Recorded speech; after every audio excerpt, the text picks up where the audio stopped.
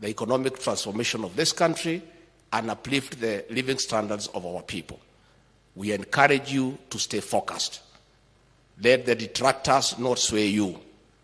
Keep your eyes on the ball, and that way you will succeed.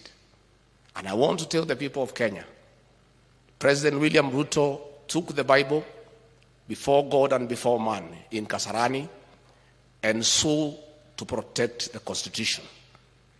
Those who are asking him to violate that Constitution are being unfair to him.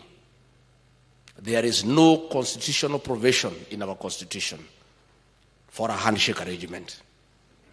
It's not there.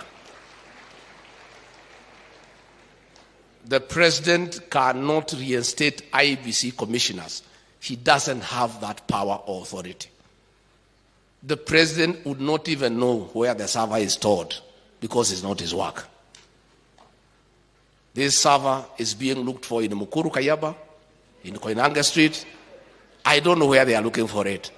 We are also interested to know where it is.